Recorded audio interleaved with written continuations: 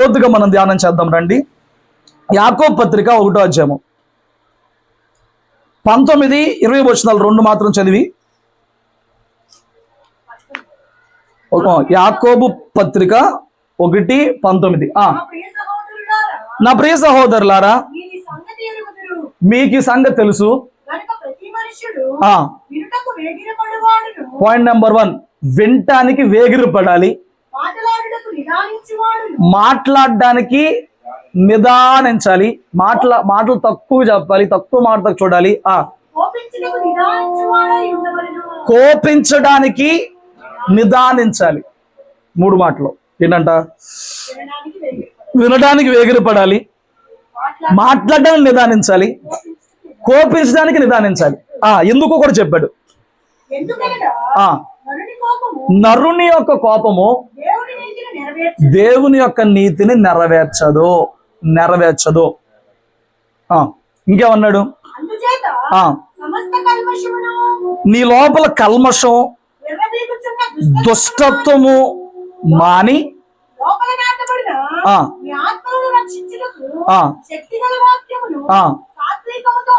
నీలో కోపం ఉంటే నువ్వు దేవుని నీతిని నెరవేర్చలేవు. కాబట్టి నీలో దుష్టత్వము, కల్మషము లేకుండా వాటిని మానివేసి, ఏమండి, నీ ఆత్మను రక్షించడానికి శక్తి కలిగిన వాక్యమును, నీ ఆత్మను రక్షించడానికి శక్తి కలిగిన వాక్యమును సాత్వికంతో అంగీకరించు అన్నాడు. నీ లోపల కల్మషం ఉంటే, విర్రవీగే దుష్టత్వం ఉంటే, కొంతమంది విర్రవీగుతారు అన్నమాట. క్లియర్గా రాశాడు దేవుడు. ఏది హైడ్ చేయడు, దాచిపెట్టడం. క్లియర్గానే ఇస్తాడు మొత్తం మ్యాటర్ అంతా. దాచిపెట్టి సగం చెప్పేవాడు కాదనమాట. తన భక్తులు పాపం చేసినా చెప్పాడు, ఆ పాపం వల్ల శిక్ష వేశాడు, ఆ పాపానికి వారిలో పశ్చాత్తాపం తెచ్చాడు, ఎంతటోడినైనా శిక్షించాడు. సో ఏది దాచిపెట్టు దేవుడు క్లియర్గా చెప్తున్నాడు. క్లియర్గా కోపము వస్తుందనంటే లోపల కల్మషం ఉండాలి, దుష్టత్వం ఉండాలి. అవి మానేసేసి నీ ఆత్మను రక్షించే వాక్యం లోపల పెట్టుకోవాలి. ఏం పెట్టుకోవాలంట లోపల? ఆ వాక్యం ఏం చేస్తుందంట? నేను చెప్పే మాటలు మీకు ఏమైనా అనిపిస్తున్నాయో నాకు తెలియదులే, కానీ ఈ మాటలు నువ్వు హృదయములో, ఆత్మలో ప్రభువు నాతో మాట్లాడతాడని చెప్పి నీ అంతరంగంలో పెట్టుకుంటే, వాటిని వెంబడిస్తే, అది నీకు ఈ భూలోకులు ఏం తెచ్చిపెడుతుంది నేను గ్యారెంటీకి ఇవ్వలేను, కానీ ఆ వాక్యము విన్నదాని ప్రకారం నువ్వు జీవించినాక నీకు పరలోకంలో స్థానం ఖచ్చితంగా దక్కుతుంది. నీ ఆత్మను రక్షించే వాక్యం ఇది. నీ దేహానికి ఏమి ఇచ్చిందో నాకు తెలియదులే, కానీ నీ ఆత్మకు మాత్రం రక్షణ, నరకమును తప్పించి పరలోకంలో ఉంచే వాక్యము. దీన్ని నువ్వు అంగీకరిస్తున్నావా? దీన్ని ఉంచుకుంటున్నావా? దీన్ని ఉంచుకుంటే అసలు నీకు కోపం ఎందుకు వచ్చింది? దీన్ని ఉంచుకుంటే నీకు ఆవేశం ఎందుకు వచ్చింది? దీన్ని ఉంచుకుంటే అప్పుడు కోపం అనేసానండి ఏం చేయమంటావు? అసలు నీకు వాక్యం నీలో ఉంచుకుంటే నీ కోపం ఎందుకు వచ్చింది? ఈరోజు క్రైస్తవులు దౌర్భాగ్యం ఏంటారంటే, వాళ్ళకి అన్నీ ఉన్నాయి, లోపల వాక్యం లేదు. క్రైస్తవుడికి అన్నీ ఉన్నాయి. ఒకప్పుడు దేవుడిని ఎరగనప్పుడు, దేవుడికి ప్రార్థన చేయనప్పుడు ఆర్థికంగా దౌర్భాగ్యం ఉండేది, కుటుంబంలో దౌర్భాగ్యం ఉండేది. ఇప్పుడు అవన్నీ సరిచేయబండి. ఆత్మలో దౌర్భాగ్యం మాత్రం పోట్ల, అంతరంగంలో దౌర్భాగ్యం మాత్రం పోట్ల. సాక్ష్యం చెప్పమంటే, ఒకప్పుడు ఇట్లా బతికే నేను, ఇట్లా ఉండే నేను, ఇప్పుడు ఇలా మారాను. పోయిన సంవత్సరం ఇలాంటి లోపాలతో ఉన్నా నేను, ఈ సంవత్సరం ఇలా మారానని చెప్పని పరిశీలన చేసుకుని చెప్పే సాక్ష్యం ఏమన్నా ఉందా? లేదు. పోయిన సంవత్సరం ఆ టీవీఎస్లో ఉన్నాను, ఈ సంవత్సరం బైక్ కొన్నాను, ఆ 3 ఏళ్ల క్రితం బైకే ఉంది, ఇప్పుడు కారు కొన్నాను, తర్వాత టయోటా కొన్నాను, తర్వాత ఆడి కొన్నాను. ఓకే, భౌతికంగా ఆశ్రదించబడుతున్నది, కళ్ళకు కనపడుతుంది. నీ అంతరంగంలో ఎంత ఎదుగుతున్నావు వాక్యం నీలోకి వచ్చే కొద్దీ. భౌతికంగా అందరూ కనపడుతుంది, సాక్ష్యం చెప్పక్కర్లా, చెప్పలా, భౌతికంగా కనపడుతుంది. ఓకే, దేవుడిని భయంపరచక చెప్పావు. అదే సందర్భంలో భౌతికంగా ఎదుగుతున్న నీవు, భౌతికంగా దేవుని కృపను బట్టి వర్ధిల్లుతున్న నీవు, అంతరంగంలో ఎంత వర్ధిల్లుతున్నావు? ఇది దేవుడు అడిగే ప్రశ్న. నీకు అన్ని ఇచ్చా కదా, మరి నాకు ఫలం ఏది? నాకు ప్రార్థన చేస్తూ ఫలములు అంటున్నారు. ఫలములు కాదు, ఫలము. ఆ ఒక్క ఫలములో 9 గుణాలు ఉన్నాయి. మీకు మొదలుపెట్టి కానీ చెప్తున్నాను నేను. ఫలములు కాదు, ఫలము. ఆత్మ ఫలము, ఒకటే ఫలము. ఒక ఫలములో ఎన్ని గుణాలు ఉన్నాయి? 9 గుణాలు ఉన్నాయి. అందులో ఎన్ని చదివాం ఇప్పుడు దాకా? ప్రేమ, సంతోషం, సమాధానం. 3 ఇప్పుడు కోపంగా ఉన్నాడు. నిన్ను ప్రేమిస్తే నీ మీద నాకు కోపం వచ్చిందా? అప్పుడు ఒక వ్యక్తి మీద నీకు విర్రవీగా కోపం వస్తుందంటే నువ్వు ప్రేమించలేకపోతున్నావు కదా. అప్పుడు నువ్వు అక్కడ దేవుణ్ణి నెరవేర్చలేకపోతున్నావు కదా. అవును కదా? నరుని కోపము దేవుని నీతిని నెరవేర్చలేదు. నీలో కోపం ఉంటే, నీలో విర్రవీగే దుష్టత్వం ఉంటే విర్రవీగుతూ ఉంటారన్నమాట. ఏంటంట అంటే ఏంటి వాడేంటి దేనికేం తెగెత్తానంటాడు. నువ్వు దేవుని బిడ్డవు కదా, నువ్వు తగ్గాలి కదా, నాకు అవసరం ఏంటి విర్రవీగిద్ది. వాడికి ఏదో ఉంది విర్రవీగుతున్నాడంటే. ఏమీ లేవాడు ఖచ్చితంగా అడుగుతాడండి. ఏమండి, ఏమీ లేకపోతే వాడు తగ్గుతాడు. వాడికి అనుమానం ఏదో ఉందన్నమాట. ఏంటి ఇప్పుడు వాడికి ధనమో, వాడికి బలమో, వాడికి ఏదైనా సమాజంలో పెద్ద పేరో, గౌరవమో, పెద్ద కులమో ఏదో ఉంది వెనకమాల. అది ఏంటి అన్నాడంటే వాడికి ఏదో ఉంది. ఏమీ లేదనుకో, ఎందురో బాబు మనకి ఎవడో లేడు, ఏమీ లేదు. వాడికి ఏదో ఒకటి ఉంటే విర్రవీగుతారు అన్నమాట. లోపల గర్వమో నాకేంటనే ఒక ఇదో ఉంటుంది అనమాట, దేమానం ఉంటుంది. స్తోత్రం చెప్పు. కానీ ఇక్కడ మనకు నేర్పిస్తున్న వాక్యం ఏంటంటే వినటానికి వేగిరపడు. ఎదుటోడు ఏం చెప్తున్నా వినటానికి వేగిరపడు. వినాలి. సెకండ్, నువ్వు మాట్లాడొద్దు. జ్ఞానం ఏం చేస్తాడంటే ఎక్కువ వింటాడు, తక్కువ మాట్లాడతాడు. 3, కోపించడానికి ఏం చేయాలంట? నిదానంగా ఉండాలి. కోపించడానికి చాలా స్లోగా ఉండాలి.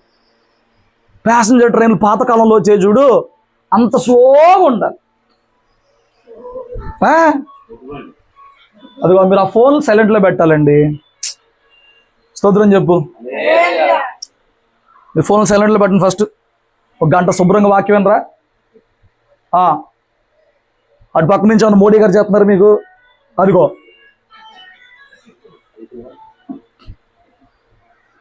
కోపించడానికి నిదానించాలండి.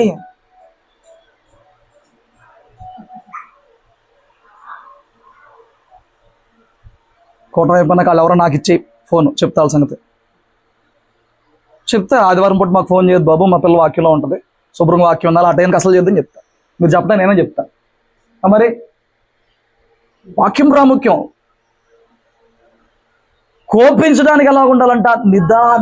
అప్పుడు నిదానంగా ఉండేవాడు వివేచిస్తాడు. ఏంటి సందర్భం? నిదానంగా ఉండేవాడు. కొంతమందికి నాకు ముఖ్య మీద కోపం అండి, పోతావు, సగంలో పోతావు. ఎక్కడో పొందుకోవాల్సిన పొందుకోకుండా, కట్టబడాల్సిన చోటు కట్టబడకుండా, నెమ్మది సమాధానాన్ని పోతాయి. ఏం చెప్తుంది దేవుని వాక్యం? కోపించుటకు నిదానించండి. ఇంకో మాట చూపిస్తాను రండి. ప్రసంగి గ్రంథం 7:9.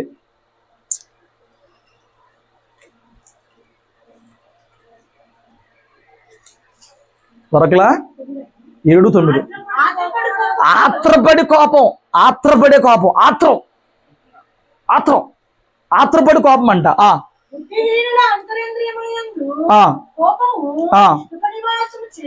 కోపము సుఖంగా, బుద్ధిహీనుడు ఎవడైతే ఉన్నాడో వాడు లోపలంట కోపం సుఖంగా నిద్రపోద్దంట. సమయం వచ్చినప్పుడు లేచి వచ్చింది అనమాట. అప్పుడు దాకా ఏం చేద్దే? హాయిగా పడుకుంటది. అది ఎవడాడు? బుద్ధిహీనుడు.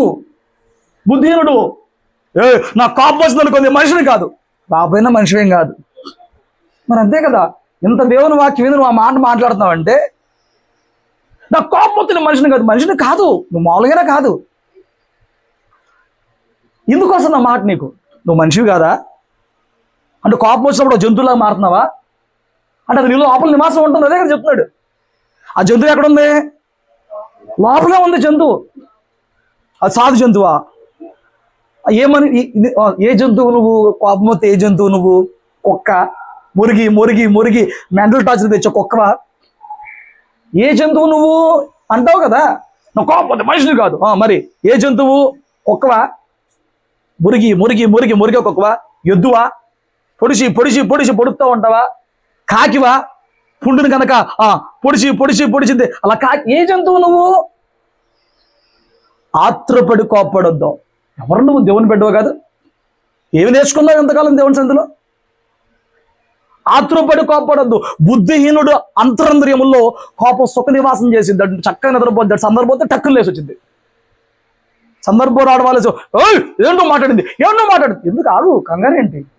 ఆ మాట ఎడవబోద్ది, అన్నది ఎక్కడో పోద్ది, సందర్భం ఎక్కడో పోద్ది, నువ్వు ఎందుకు అంత ఆత్రం?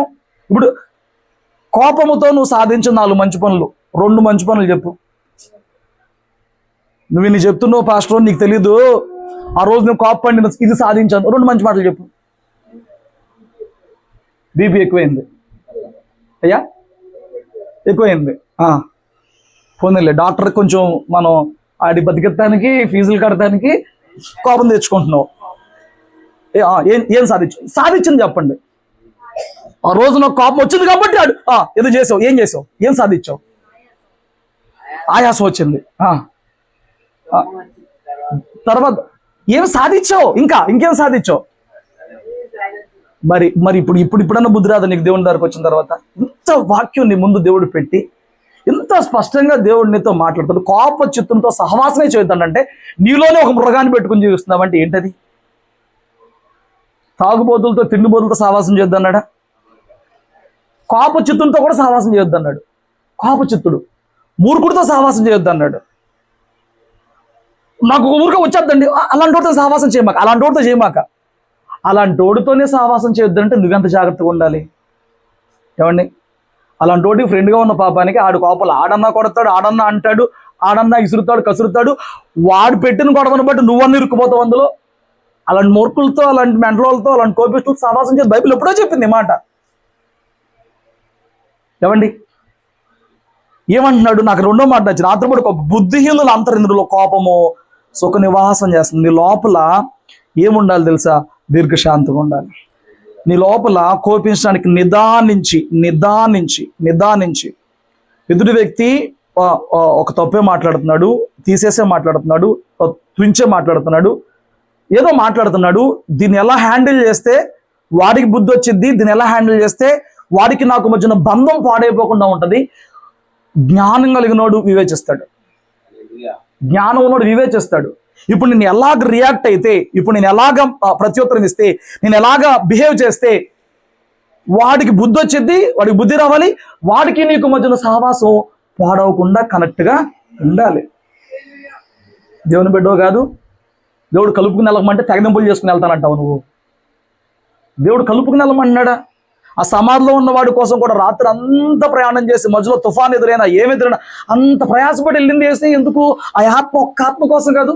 ఆయన కలుపుకుని వెళ్ళడానికి ప్రయాసపడుతుంటే నువ్వు తుంచుకుంటావు అంటావా? నాకు ఎవరు లేకపోయినా పర్లేదు, నేను ఒకదాన్నైనా ఉంటాను, ఒకనైనా ఉంటాను. ఒక్కడివే ఉంటావు, ఒక ఐలాండ్లోకి వెళ్ళిపో. మనుషుల మధ్య ఎందుకు ఇంకా ఒక్కడే ఉండి వేస్తాను, ఒకరిని బ్రతికేస్తానంటే ఒక ఐలాండ్లోకి వెళ్ళిపో. లేకపోతే నాకులాగా ఊరు పెట్టి ఒక చిన్నదాన్ని కట్టి నాడు ఉండిపో. ఏం మాట్లాడుతున్నావు?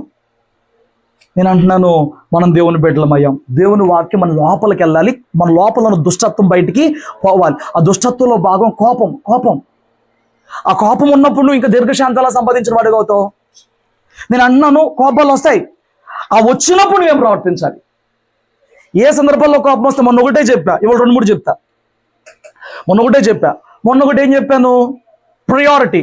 ఇదిగో నీకు ప్రియారిటీ ఇవ్వలేదా? దేవుడు ఇస్తాడు, కంగారు పడక. దేవుడు ఇవ్వలేదా? ఇంకా వెయిట్ చేయని, సమయం రాలా. ప్రయారిటీ దేవుడు ఇవ్వాలి. ఏమండి, ప్రయారిటీలు ఎప్పటికప్పుడు మారిపోతానే ఉంటాయండి. ఒక మనిషికి మనం విలువ అవడం గొప్ప కాదు, దేవునికి మనం విలువ అవడమే గొప్ప. దేవునికి మనం విలువ అవ్వాలి. సో ప్రయారిటీ విషయంలో కోపం తెచ్చుకోవద్దు. ఒకరిని హెచ్చించాలా, ఒకరిని తగ్గించాలా, అది ఎవరి చేతిలో ఉంది? ఒకరిని పైన ఉంచాలి, ఒకరిని కింద ఉంచాలి, ఎవరి చేతిలో ఉంది? దేవుని చేతిలో ఉన్నాడు. గురించి ఇంకా నువ్వు ఆయాసపడకూడదు కదా, నువ్వు కోపం పడకూడదు కదా, నువ్వు బాధపడకూడదు కదా. నీ టైం రావాలి. సో గడిచిన వారు నేను చెప్పా ప్రయారిటీ. సో ప్రయారిటీ పక్కన పెట్టి ఇప్పుడు ఇంకొక సందర్భం చెప్తాను చూడండి. ఇలాంటి సందర్భాల్లో మనకు కోపం వచ్చింది. ఏంటో సందర్భం? 1 సమూయేలు గ్రంథం 1వ అధ్యాయం 5వ వచనం నుంచి చదివి పెట్టండి.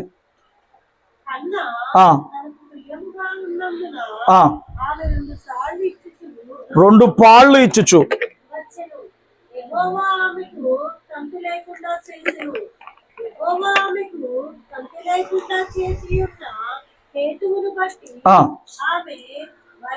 వైరియగు పెనిన్న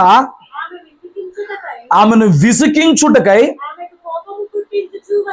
ఆమెకు కోపం పుట్టిస్తుంది. కోపం ఇప్పుడు మన జీవితంలో కోపం వచ్చే మరొక సందర్భం ఏంటంటే, నీకు కాంపిటేటర్గా ఉన్నవాడు, నువ్వంటే పడనివాడు, నువ్వంటే ఎగనెస్ట్గా ఉన్నవాడు, అశుద్ధమా అంటే నా కళ్ళు మూస్తున్నాయినా, కళ్ళు ఎర్రగైపోతున్నాయి చూడు, ఎందుకు తెలుసుకుపెట్టు వినాలి. నీకు వైరి ఎవరైతే ఉన్నారో వాళ్ళకున్నది నీకు లేకపోతే వాడు ఏం చేస్తాడు తెలుసా? వాడేం చేస్తాడు?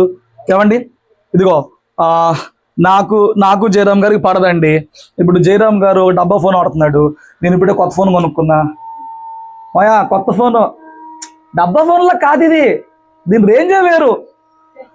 అటు పక్కన వాళ్ళకి ఏమనిపించిద్దండి? వాడికి లేని మన దగ్గర ఉన్నప్పుడు మన దగ్గర ఉన్న దాన్ని బట్టి ఉడికిచ్చేలాగా విసికిచ్చేలాగా కోపం పుట్టేలాగా చేస్తే కోపం పుట్టేలా చేస్తే వచ్చింది. కోపం పుట్టేలా చేస్తారు కొంతమంది. వాళ్ళకు ఉంటుంది, ఏదో ఉంటుంది, వాళ్ళు ఏదో కలిగి ఉంటారు. దేవుడు ఇంకా వాళ్ళకి ఇచ్చాడు, మనకి ఇవ్వలేదు. ఉన్నదాన్ని బట్టి వాడు ఏం చేస్తారంటే కొన్నిసార్లు ఏంటనంటే పాపం వాళ్ళు మంచిగా ఉన్నా వీళ్ళ బుద్ధి బాగలేదు అనుకో, అదిగో వాడు అది కొనేటప్పటికి అటు ప్రవర్తన అంటాడు. వీడు బుద్ధి బాగోకపోతే వాడు పాపం మంచిగానే చూపించినా, మన కొత్త ఫోన్ కొన్నాం చూస్తావా చూపించినా వీడు బుద్ధి బాగపోతే అదిగో కొత్త ఫోన్ కొనేటప్పుడు వీడు ఎంత షో చేస్తున్నాడో, వీడు బుద్ధి బాగపోతే అలాగ అంటాడు. వీడు మంచోడయ్యుండి నేను చెడ్డోడు అనుకో, నేను మంచోడు కాదనుకో, వీడికి అట్టగానే ఇప్పుడు బాధ పుట్టించాలని చెప్పని ఉడికిచ్చే పనులు చేస్తాం అనమాట. మాటలతో, చేష్టలతో, ఏమంటే కవ్వింపులతో, సైగలతో, ఎక్స్ప్రెషన్స్తో. చేయరా ఎప్పుడు చూడలేదా? అత్తకోడలే కానీ, తోడుకోడలే కానీ, జాబ్ చేసే చోటే కానీ, ఏమండి ఇగిలి కజ్జాలు ఉండవా? ఇప్పుడు ఇట్రా ఒకసారి. ఇప్పుడు మనకి చిన్నప్పుడు మన మీద ఎవరన్నా ప్రయత్నించింది, మనం పెద్దయినాక మనం చిన్నపిల్ల మీద ప్రయత్నిస్తాం. ఇప్పుడుగో చిన్నపిల్లలు నాకు వరస, నాకు మరదలో కోళ్ళ అయ్యిద్ది అనుకో. ఇప్పుడేంటి చిన్నపిల్లలైతే వాళ్ళని ఏడిపిస్తాం. వాళ్ళకి ఏది నచ్చదో, తలలు పట్టు నచ్చదు అనుకో, అదే చేస్తాం. చక్కని బట్టి అదేంటి ఇదొక ఆట పట్టించడం. వెళ్ళు కొంతమందికి సరదాగా ఆట పట్టించడం కాదు. వాళ్ళు ఇప్పుడు ఎలాగ ఉంటారనంటే, ఇప్పుడు నేను చిన్నపిల్లల్ని ఆట పట్టించి చెప్పాను. వాళ్ళకి ఏది నచ్చదో, వాళ్ళకి చెవులు అరిస్తే నచ్చదో, వాళ్ళకి ఎలాగంటే నచ్చదో, వాళ్ళు నీళ్ళు పోతే నచ్చదో, మనం ఏదో ఆట చిన్నపిల్లలతో ఆట ఆడతాం. ఇప్పుడు చిన్నపిల్లలకి ఆట అయితే మనం పెద్దోళ్ళు వాళ్ళు చిన్నోళ్ళు కాబట్టి వాళ్ళు సరదాగా ఉంటారు, అయిపోద్ది. పెద్దోళ్ళు అయితే ఇట్ట ఉండదు వ్యవహారం. అది మాటలతో, ఎక్స్ప్రెషన్లతో, కవ్వింపులతో ఉంటుంది అనమాట.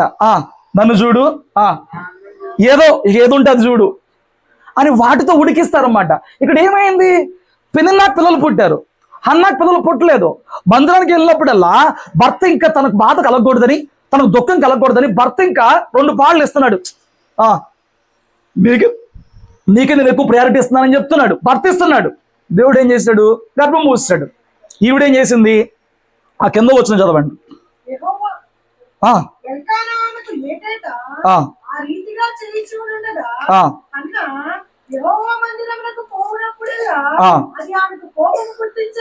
ఇప్పుడు దేవుని మందిరానికి వచ్చినప్పుడల్లా ఎట్టా వస్తుంది? ఎవరి మీద? ఒకటి మనిషి మీద, 2 పోనీ 80% మనిషి మీద కూడా ఉన్నా 20% ఎందుకు అలా కూర్చున్నావు అది బయటికి చెప్పలేడు.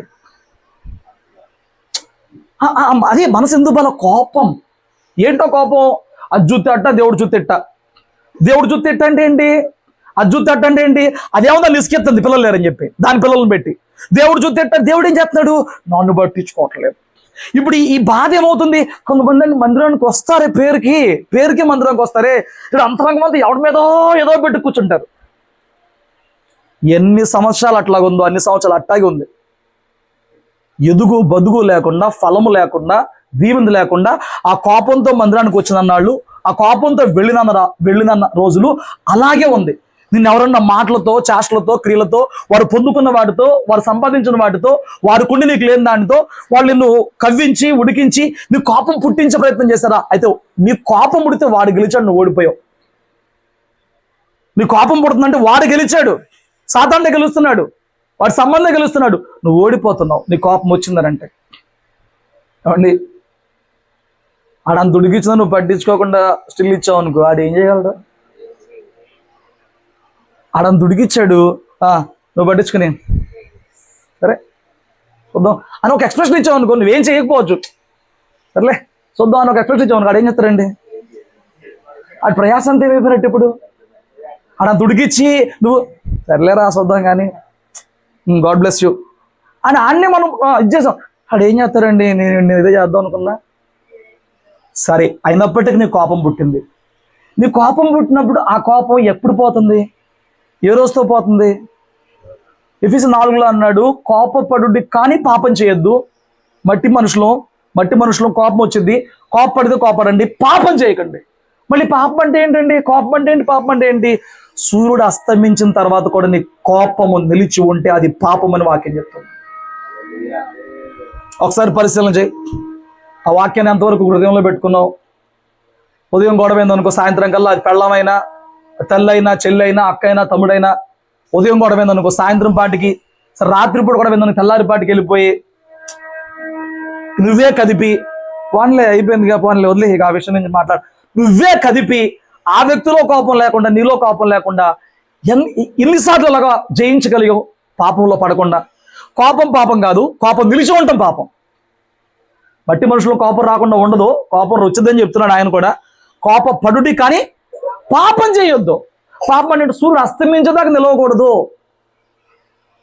రేపు తెల్లారిదాకా నిలవకూడదు, అది రెండో రోజు క్యారీ ఫార్వర్డ్ అవ్వకూడదు. ఏ నాటికుడు ఆ నాటికే, ఏ రోజు ఆ రోజుకే, ఏమండి, రేపుకి వెళ్ళకూడదు. స్తోత్రం చెప్పు. ఇప్పుడు కొన్ని సంవత్సరాలు ఈ విషయంలో మిస్టేక్ చేసింది హన్నా, కొన్ని సంవత్సరాలు మిస్టేక్ చేసింది ఈ విషయంలో. నేను అంటున్నాను, నీ కోపాన్ని ఎంతకాలం కొనసాగించగలవు? నీ కెపాసిటీ ఎంత? నా కోపం వచ్చిందనుకో, ఏంటి 20 ఏళ్ళు ఆడితో మాట్లాడలా తెలుసా నీకు నా గురించి?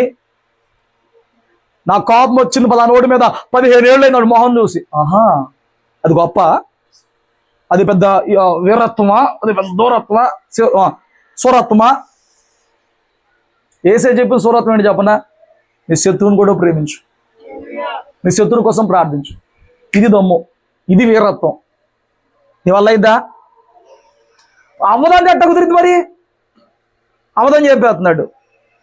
ఆ రోజు నేను చేతులు ఎత్తారు, 4 ఉన్నాయి, 6 ఉన్నాయి, 7 ఉన్నాయి అన్నారు కొంతమంది. నీలో ఎన్ని గుణాలు ఉన్నాయి ఆత్మఫలం గురించి అంటే? ఇప్పుడు ఒక్కొక్కటి చీల్చుకుంటూ వెళ్తుంటే దేనిలో కూడా మేము చేయట్లేము అంటున్నారు. ఏమండి, నీ కోపాన్ని ఏం చేస్తున్నావు? సంవత్సరాలు ఉంది, కానీ నేను చెప్తా, నీకు ఏ సందర్భాలు, ఏ పరిస్థితులు కోపం పుట్టించినాయో నువ్వేం చేస్తావంటే, ఫైనల్గా ఏం చేస్తావంటే, హన్నా చేసిన పనే చెయ్యి. ప్రార్థనలో ఏ విషయాలు బట్టి కోపం కలిగిందో అది కన్యలుగా మార్చు. కోపం 2 రకాలుగా మారొచ్చండి. నీ కోపం పగగా, ద్వేషంగా కూడా మారచ్చు. నీ కోపం దేవుని సన్నిధిలో ప్రార్థనగా కూడా మారచ్చు. మొదట నిన్ను మూర్ఖుని చేసిద్ది, రెండోది నిన్ను ఆత్మీయుని చేసిద్ది, రెండోది నిన్ను గొప్పవాడిగా చేసిద్ది. చూడండి, నేను అందరూ చెప్పాను కదా, ఈ 1 సమూయేలు 2వ అధ్యాయంలో 2వ అధ్యాయం 3వ వచనం చదవండి.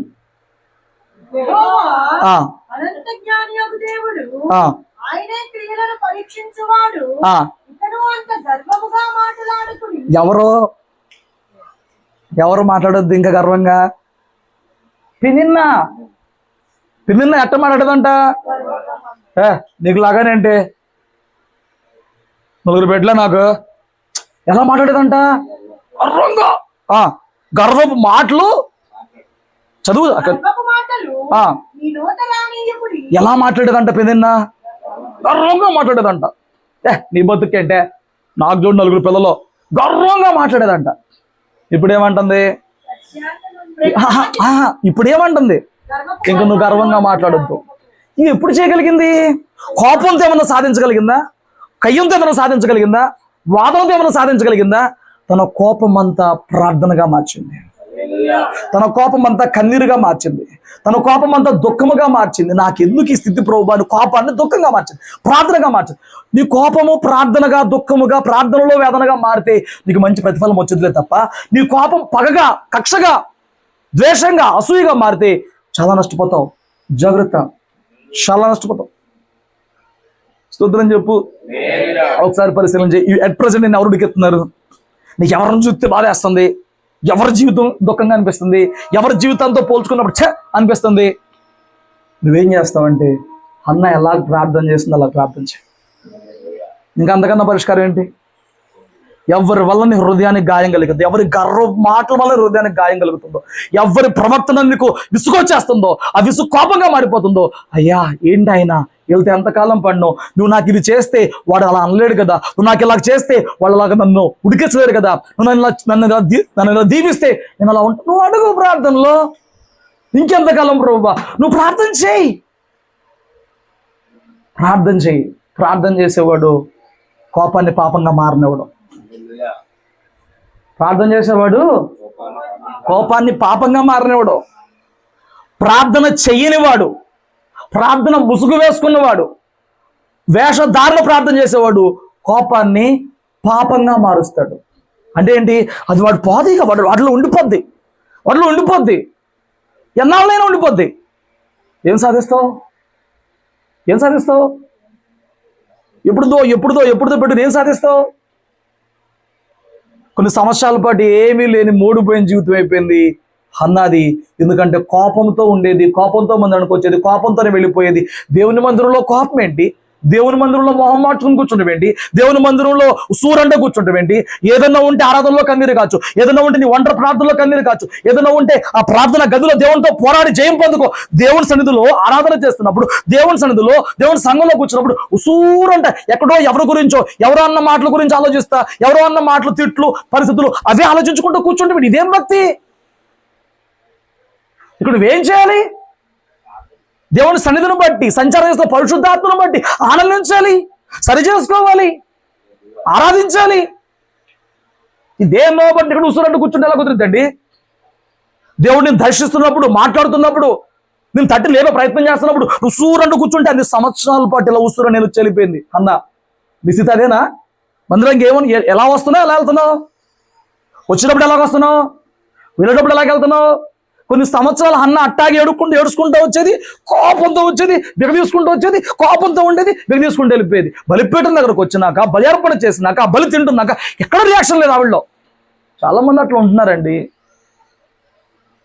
దేవుని బలిపీఠం దగ్గరకు వచ్చినా, బలిపీఠం మీద వారు అర్పణ పెడుతున్నా చూడండి, వాళ్ళ స్థితి మాత్రం అట్లాగే ఉండిపోతుందండి. అట్టాగొస్తున్నారు, అట్టాగెళ్ళిపోతున్నారు. నువ్వు అలాగే చేస్తున్నావా? ఏ ఉపయోగం దేవుడి సన్నిధి నువ్వు కలిగి ఉండి? లేని వాళ్ళు లేక ఎంతోమంది, దేవుని వాక్యం లేని వాళ్ళు ఎంతోమంది, సంఘం లేని వాళ్ళు ఎంతోమంది, సంఘాలున్నా చెప్పే సేవకులు లేని వాళ్ళు ఎంతోమంది ఏడుస్తుంటే, నీకు ఎంతో గొప్ప భాగ్యం ఇచ్చినప్పుడు నువ్వు ఎంతవరకు ఉపయోగించుకుంటున్నావు? ఎట్లా వచ్చి కూర్చుంటున్నావు ఆరాధనలో? తిరిగి వెళ్ళేటప్పుడు ఎట్లాగ వెళ్తున్నావు? చూడు, హన్నా వలె ఒక రోజున నీ దరిద్రాన్ని గుర్తించి నువ్వు దేవుని సన్నిధిలో కన్నీరు కాచి ప్రార్థన చేసే వరకు నువ్వు దుఃఖముఖంతో ఉండాల్సిందే. ఆవిడకి ఎప్పుడు పోయిందో దుఃఖముఖం? చెప్పే కదా, ప్రార్థన చేసింది, హృదయం కుమ్మరించింది, జవాబు పొందుకుంది, మేలు జరగల, సమాధానం వచ్చింది, దేవుడు చేస్తా అన్నాడు, అయిపోయింది. నీకు అప్పటి నుంచి దుఃఖముఖం పోయింది. నువ్వు ఎంతకాలం దుఃఖముఖంతో కూర్చుంటావు? ఏడుపు కొట్టు మొహంతో ఎంతకాలం కూర్చుంటావు? ఎవరో మీద కోపాన్ని ఇక్కడ ఏడుపుకి ఎందుకు కూర్చుంటావు? నీ దేవుడు నేను తలగానే పెడతాడు, కానీ నీ ప్రవర్తన మార్చు. దేవుని మందిరంలో ఏమండి సంతోషించు, ఆనందించు, ప్రార్థించు, దేవుడు చేస్తాడని నమ్ము. అదేంటి ఉసూరు మంట కూర్చుంటే ఏం సాధిస్తావు? ఇక్కడ కూడా ఉసూరు మంట కూర్చుంటే అది సరైన విధానం కాదు. హల్లెలూయా. ఇంకో విషయం, ఇంకొక సందర్భం చూపిస్తాను. ఒక సందర్భం ఏంటి? ఇప్పుడు ఎలాంటి సందర్భాల్లో కోపం వస్తాయి? ఎదుటి వ్యక్తి విసిగిచ్చినప్పుడు, మాటలతో, గర్వపు మాటలతో. ఏమంటే 2వ అధ్యాయంలో ఆవిడ అంటదండి, ఏం జరిగిందంటే చదువు, ఫస్ట్ వచ్చిన చదువు.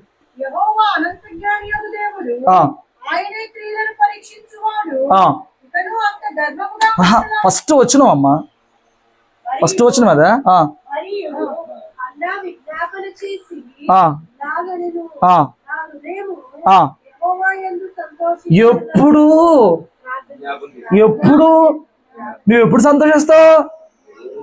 నువ్వు ఎప్పుడు సంతోషిస్తావు? నీ బాధ ఏంటో, నీ వ్యాధిని ఏంటో దుఃఖంగా ప్రభు సందులో కుమ్మరించడం వచ్చిన రోజున కదా. ప్రయాసపడి వస్తున్నా, వెళ్ళిపోతున్నా, ఏం సాధిస్తున్నావు? నీకు చేయాల్సింది నీకు చేతకాట్లా. ఆవిడ ఇప్పుడు ఏమైందంట? నా హృదయం యెహోవాను ఎంతో సంతోషిస్తుంది, ఆనందిస్తుంది, గంతులేస్తుంది. ఎందుకమ్మ ఇంత మార్పు వచ్చిందనంటే ఆ రోజున ప్రార్థన చేశా. నువ్వు నువ్వు గంతులేస్తున్నావు, నువ్వు సూర్మంటూ కూర్చుంటున్నావా? మాట్లాడండి. సూర్మంటని కూర్చుంటావు ఎన్నాళ్ళు వదిలేసి అంట కూర్చుంటావు. నీ గురించి నాలంటోడి బిడ్డేదో బాధలో ఉందరో బాబు అని చెప్పని నీ గురించి నాలంటోడి ఆడతావు తప్ప, నీకు నేను దేవుని మందిరం ఉన్నా, దేవుని సందులో ఉన్నా, ఒకటి గురించి నాకేంటి ప్రార్థన చేద్దాం, దేవుడిని సరి చేస్తాడు, ఎప్పుడు వచ్చిందా రోషం? రాత్రి దేవుడు నీకు మారుమనసు దయచేయను గాక. ఆదికాండం 37వ అధ్యాయము 3వ వచనం.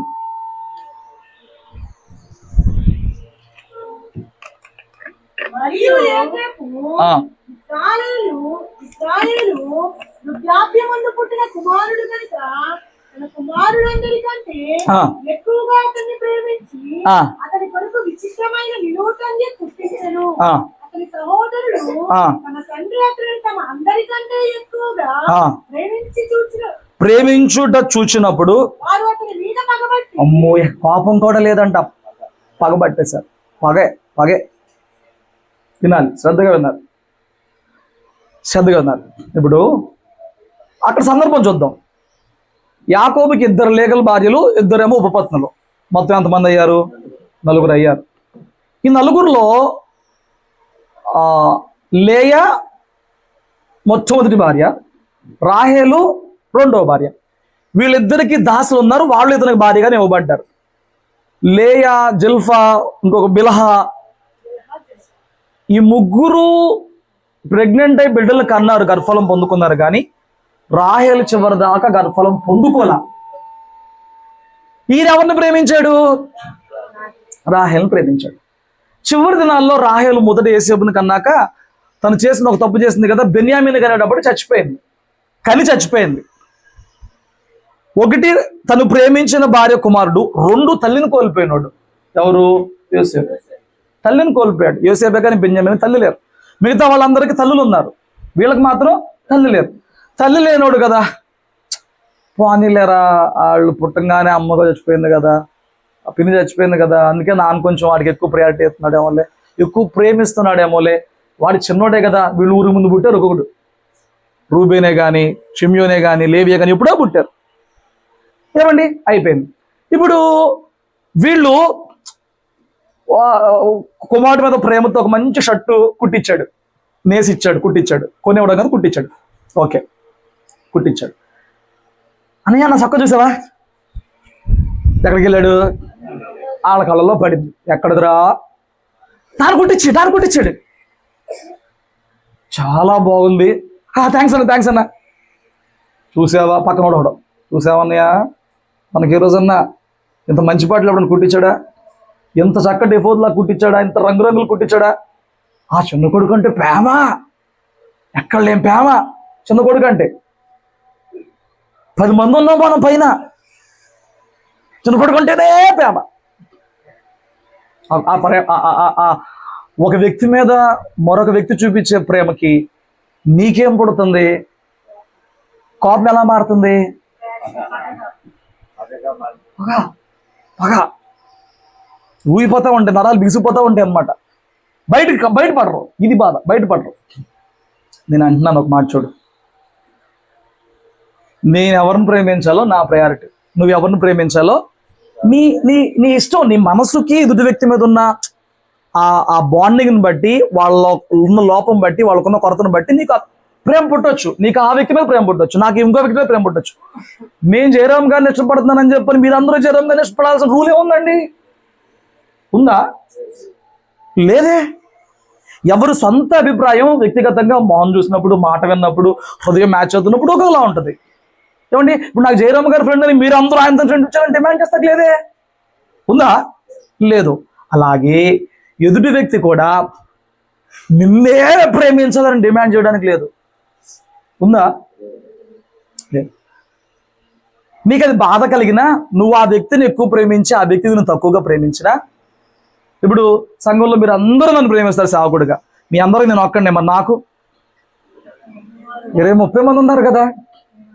ఇక్కడ ఎలా ఉంటుంది మ్యాటరు? ఆయా సందర్భంలో ఆ వ్యక్తికి ఉన్న బలహీనతను బట్టి, ఆ వ్యక్తి సాధించిన ఘనతను బట్టి కొన్ని సందర్భాల్లో ఒకరితో ఎక్కువ మూవ్ అవ్వాల్సి వచ్చింది, ఒకరు తక్కువ మూవ్ అవ్వాల్సి వచ్చింది. ఇప్పుడు కాస్త ఎక్కువ పోయేటప్పటికి అదిగో ఉన్నట్లా కాదు, మారిపోయాడు, కొత్త వాళ్ళు రాగానే కొత్త వాళ్ళు రాగానే మారిపోయాడు. నా పని ఏంటి ఒకళ్ళతో రాసుకుని మూసుకుని తిరిగి ఆనందిస్తామా? నా పని ఏంటి ఎంతసేపు? నేను దేవుని మాటను పొందుకోవాలి, దేవుని వాక్యం పొందుకోవాలి, మీకోసం ప్రార్థన చేయాలి, మిమ్మల్ని సరి చేయాలి, మిమ్మల్ని భక్తులు బలంగా ఉంచాలి. ఈ క్రమంలో ఆయా సందర్భాల్లో ఆయా వ్యక్తితో ట్రావెల్ చేయాల్సి వచ్చింది. ఏమండి, ఒకవేళ ఒక మాటను నేను ఎప్పుడు ప్రేమ చూపించే విషయంలో పార్షాలిటీ చూపించను. ఒకవేళ నీకు అలా కనిపించదు అనుకో, ఒక మాట చెప్పనా, ఎటువంటి పార్షాలిటీ లేకుండా దేవుడు నిన్ను నాకన్నా ఎక్కువ ప్రేమిస్తున్నాడు. ఏ ప్రేమలో అయినా లోపం ఉంటుందేమో కానీ, ఏమండి, నేను ఇలాంటి సిచ్యువేషన్ ఫేస్ చేశానండి. నేను ఎవరిని ఎక్కువ అభిమానిస్తున్నానో, నేను ఎవరిని ఎక్కువ ప్రేమిస్తున్నాను, నేను ఎవరికి ఎక్కువ విలువిస్తున్నానో, అటు నుంచి ఆ వ్యక్తి నన్ను ప్రేమించకుండా అర్హత లేని వ్యక్తిని, అబద్ధాలు చెప్పే వ్యక్తిని, మాయ మాటలు చెప్పే వ్యక్తిని, మోసం చేసే వ్యక్తిని ప్రేమిస్తున్నప్పుడు గుండె పగిలిపోయింది. కానీ దేవుడు నాకు నేర్పించిన పాఠం, నేను ప్రేమించినట్టు ఎవరు ప్రేమిస్తారు? నేను ప్రేమిస్తున్నప్పుడు మనుషుల ప్రేమ కోసం ఎందుకు ప్రాకులాడుతావు? నేను నిన్ను చూసుకుంటున్నప్పుడు నువ్వు ఎవరో నీ వైపు చూడాలని చెప్పి నువ్వు ఎందుకు తాపత్రయపడతావు? అని అన్నే దేవుడు మాట్లాడినాక చాలు ప్రభువా, ఏం చాలు, నా తోడు నీవుంటే అంతే చాలయ్యా, నా ముందు నీవుంటే. ఆయన చాలు. నీకోసం ప్రాణం పెట్టిన ప్రభువు, ముందును వెనకను ఆవరించిన ప్రభువు, నువ్వు సముద్ర దిగంతంలోకి వెళ్ళి అక్కడికి నీతో పాటు వచ్చేవాడు, నువ్వు రెక్కలు కట్టుకుని ఆకాశంలో అదుగో ఫ్లైట్లో అలా ఎగిరినా కానీ నీతో పాటు వచ్చేవాడు. ఆయన చాలదా? ఆయన ప్రేమ చాలదా? ఆయన కృప చాలదా? ఆయన తోడు చాలదా? ఆయన సన్నిధి చాలదా? ఎందుకు మనుషుల ప్రేమల కోసం పాకులాడతావు? ఎందుకు మనుషులు నీకు ఏదో విలువ ఇవ్వాలని చెప్పని, మనుషులను కలుపుకోవాలని నీకేదో చేయాలి? ఎందుకు పిచ్చితాను? ప్రభువు ప్రేమ అర్థమైతే ఇంకా మనుషుల ప్రేమ కోసం ప్రాకులాడు. హల్లెలూయా. దేవుని ప్రేమ అర్థమైతే చాలు నీకు. దేవుడు నీకు ఇస్తున్న ఇంపార్టెన్స్ అర్థమైతే చాలు నీకు. దేవుని ప్రణాళిక అర్థమైతే చాలు నీకు. అవునండి, వస్తారు పోతారు లైఫ్లో చాలా మంది. విజయవాడలో బస్సు ఎక్కు, జంక్షన్ టికెట్ తీసుకో, దిగేలోపు ఎంతమంది ఎక్కి దిగుతారు? ఒకళ్ళు వచ్చి పక్కనే కూర్చుంటారు, పలకరెత్తారు, ఎక్కడికి అంటారు. వాడు మాట్లాడాడని చెప్పి ఆడు దిగితే నువ్వు దిగిపోతావా? నీ గమ్యం ఏంటి? నీ జీవిత గమ్యంలో, నువ్వు ప్రయాణంలో ఎందరో నీ జీవితంలో తరిపోతారు. ఏంటండి తరిపోతారు? దేవుడు ఎవరి నుంచి అలా ఉంచుతాడు. ఎవరి ప్రేమ కోసం నువ్వు ప్రాకులాడాలి? ఎవరి ప్రేమ కోసం అరువులు చాచాలి?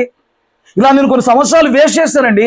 దేవుని చెప్తాం అర్థం కాక, దేవుని ప్రేమ అర్థం కాక, వాళ్ళని పట్టించుకోవట్లా, వాళ్ళని పట్టించుకోవట్లా. ఏమండి, అక్కడ వెళ్ళి వాక్యం చెప్పించి వాళ్ళకి నా వల్ల మేలు జరిగింది, నా ప్రార్థన వల్ల వాళ్ళు రక్షణ పొందుకున్నారు, స్వస్థత పొందుకున్నారు.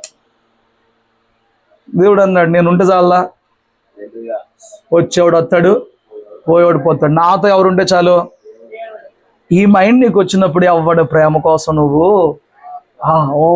ఆత్రపడిపోవాల్సిన అవసరం లేదు. వీళ్ళకి ఈ విషయం అర్థం కాక మనం అబ్రహాము సంతానము, మన తండ్రి వాగ్దానం సంపాదించుకున్నవాడు, తండ్రిని బట్టి మనకి వాగ్దానాలు ఉన్నాయి, స్వాస్థ్యాలు ఉన్నాయి, మనల్ని ప్రభు ప్రత్యేకపరుచుకున్నాడు, మనకు సున్నతి నియమ నిబంధనలు ఉన్నాయి అని అర్థం చేసుకోక వీళ్ళ ఆడి మీద పగబెట్టు కూర్చున్నారు. వీళ్ళందరూ వాగ్దాన పుత్రులు కాదు, యాకోబు సంతానం కాదు, వీళ్ళందరికీ స్వాస్థ్యం లేదు, వీళ్ళందరూ నిబంధనలు లేరు. మరి నువ్వు లేవు, నువ్వు ప్రభు రక్తంలో అడగబడలేదు, ప్రభు నీకు పరలోకం నియమించలేదు, భూలోకంలో వాగ్దానాలు ఇవ్వలేదు, ఆత్మ సంబంధమైన వరాలు నియమించలేదు, పరిశుద్ధాత్మ నియమించలేదు. నీకు ఇన్నుండగా ఏంటండి మనుషులతో? ఏంటి మనుషులతో? ఏమండి, ఈ ఆదివారం నేను మనుషులను కలుగుతా, మిగతా 7 రోజులు నా ఫోన్ కూడా మోగిందనంటే అటు పక్కన ఎవడో ఆపదలో ఉన్నాడు, అటు పక్కన ఏదో అవసరంలో ఉంటేనే. ఉత్తప్పుడు నేను ఎవరికి అవసరంలే, ఉత్తప్పుడు మనతో ఎవడో పని ఉండదు. నా ఫోన్ మోగిందనంటే అటు పక్కన ఎవడో ఏదో పనిలో ఉన్నాడు, ఏదో అవసరం ఉన్నాడు, ఏదో బాధలో ఉన్నాడు. చూసారా, ఇప్పుడు నేను ఎలా ఫీల్ అవుతా తెలుసా? అది బాధ వస్తే ఆవిడ గుర్తు రావాలి. అది బాధ వచ్చినప్పుడు, హ్యాపీగా ఉన్నప్పుడు ఎవడెవడెవడో కావాలి. బాధ వచ్చినప్పుడు అయ్యా ప్రార్థన చేయవా. దేవుడు నన్ను ఆ స్థాయిలో పెట్టినాక ఇంకెందుకండి మనుషుల ప్రేమ గురించి ఆలోచించేది, మనుషుల ప్రయారిటీ గురించి ఆలోచించేది? 8,000 పెట్టి ఫోన్ కొనుక్కుని ఎవడో ఫోన్ చేయడు, ఎవడు చెప్తాడు, ఎవడు పట్టించుకుంటాడు? ఆ ఇంట్లో వాళ్ళని ఎప్పుడో ఒకసారి చేస్తారు, వారానికి ఒకసారి, 2 వారాలకు ఒకసారి చేస్తారు. మా అబ్బాయి దేవుడి పని చేస్తున్నాడు, దేవుడు తోడుగా ఉన్నాడు, చాలు వాళ్ళు వదిలేశారు. నీకు ఆ ధైర్యం ఎప్పుడు వచ్చింది? నేను దేవుని పెట్టిని, దేవుని రక్తంలో కడగబడ్డాను, ఆయన ప్రాణం ఇచ్చి కొనుక్కున్నాడు, ఆయన అందరికంటే ఎక్కువగా ప్రేమిస్తున్నాడు, ఆయన ఉన్నాడు. ఎవడుండే ఉండకపోని, ఎవడేమైనా అనుకొని, ఎవరెవరైనా ప్రేమించుకొని, ఎవరెవరికైనా ఎక్కువ ప్రయారిటీ ఇవ్వని, ఎవరెవరికైనా ఎక్కువ ఇంపార్టెన్స్ ఇవ్వని, నన్ను పిలవకపోని, నన్ను పట్టించుకోకపోని, నా ఇంటికి రాకపోని, నేను అన్నాను నువ్వు ఎందుకు ఆ మనిషి ప్రేమ కోసం ఓ అడిపోతావు? దేవుడు ఉన్నాడు నీకు. హల్లెలూయా. దేవుడు ఉన్నాడు నీకు. యోసేపు 17 ఏళ్ళలో ఉన్నాడు తండ్రి దగ్గర. అక్కడి నుంచి బానిసగా బతికాడు.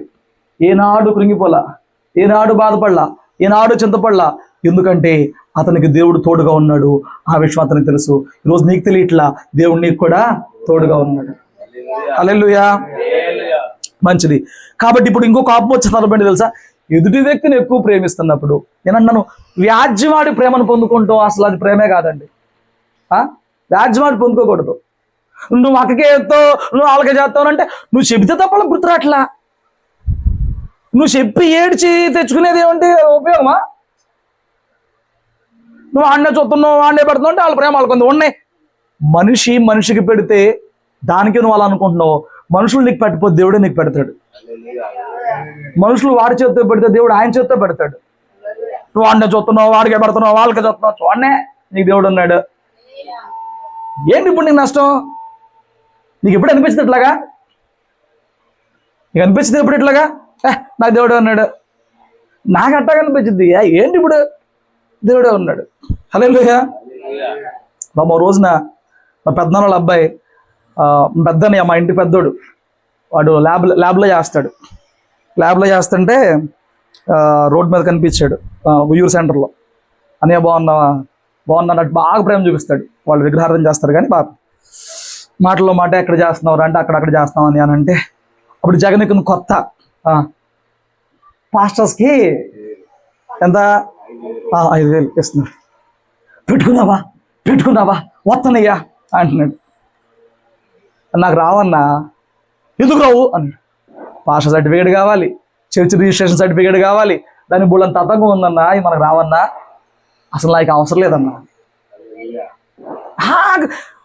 ఎవడో ఇప్పుడు ఆడు దిగిపోయాడు. ఇప్పుడేంటి అలవాటు పడిపోయినావు? ఇప్పుడేంటి అలవాటు పడిపోయి ఉన్నావు? 45,000 సంవత్సరానికి 60,000 అలవాటు పడిపోయి ఉన్నావు. వాడు దిగిపోయాడు. ఇప్పుడేంటి మరి దిక్కు? నాకు ఆ రోజు బాధలేదు, ఈ రోజు బాధలేదు. ఎవరి వైపు చూడాలండి? మరి అప్పుడు ఎందుకు అవన్నీ వాళ్ళకొత్తున్నాయి, నాకు రాట్లా. మా వాడు అన్నాడు పెట్టుకోవచ్చు కదా అని. అదంతా పెద్ద ప్రాసెస్ అయినా అడిచే నాకు అవసరం లేదు. నన్ను పనిలో పెట్టుకుంది ఎవరో జగన్ చంద్రబాబు. పనిలో పెట్టుకున్నాడు, ఏం చేయాలి? చేయాలా వద్దా? నువ్వు దేవుని పని చేస్తున్నప్పుడు, నువ్వు దేవునికి లోపడుతున్నప్పుడు, నువ్వు దేవునికి ప్రార్థన చేస్తున్నప్పుడు, దేవుని ఆజ్ఞ పాటిస్తున్నప్పుడు మరి నీకు పెట్టేది ఎవడు? ఆకాశ పక్షులు చూడు విత్తువుగా ఎవరు? మరి ఎవడికో పెడతాడు నీకేం నొప్పి? పోనీ. కానీ పగబట్టిన వీళ్ళు ఒక రోజున ఎంతో కన్నీరు గార్చారు, ఎంతో పశ్చాత్తాపడ్డారు. అయ్యో మన తమ్ముడి మీద మనం చూపిన విషము, ఆ రక్తాపరాధం మన మీదకి వచ్చిందని చెప్పిన గుండెలు బాధకున్నంత పశ్చాత్తాపం కలిగింది. హల్లెలూయా. కాబట్టి దయచేసి ఎవడో ప్రేమిస్తే నువ్వేం బాధపడాల్సిన, ఎవరెవరినో కాదండి. మా నాన్న అండి, మా అమ్మ అండి, ఏం పర్లా. మీ అమ్మైనా మీ నాన్నైనా ఎవరైనా ఎవరిని ప్రేమించినా ఏం పర్లా. నువ్వు ప్రార్థన చేయి, ప్రభువా నువ్వు నన్ను ప్రేమిస్తే చాలయ్యా, నువ్వు నాకు తోడే ఉంటే చాలు నాయన, నీ చూపు నా మీద ఉంటే చాలు, ఎవరు నన్ను చూడపోయినా పర్లా. చెప్పావు ధైర్యంగా దేవుని దగ్గర. హల్లెలూయా. నీ స్థితిగతులు మారిపోతాయి. వాళ్ళు మళ్ళీ నీ దగ్గరకు వస్తారు. వాళ్ళు మళ్ళీ ఎక్కడికి వస్తారు? వాళ్ళందరూ కలిసి తండ్రి ప్రేమకు దూరం చేస్తారు. ఈయన్ని, ఎవరిని? యోసేపుని. తండ్రికి దూరం చేయగలిగారు కానీ దేవుడు దూరం చేయగలిగారా? దేవుడు ఆశీర్దించాడు. ఎవరి కాళ్ళకి వచ్చి సాగిలి పడుతున్నారు? దేవుడు తీసుకొచ్చి నీ కాళ్ళ మీద పడేస్తాడు వాళ్ళని. ఏ ఇదో మాక స్తోత్రం చెప్పనా? దానియేలు గ్రంథం 3వ విషయం చెప్తాను చూడండి. ఇప్పుడు ఇలాంటి సందర్భాల్లో కోపాలు వచ్చేస్తాయో. ఎన్ని న్యాయమేనా వస్తున్నాయా ఇలాంటి కోపాలు?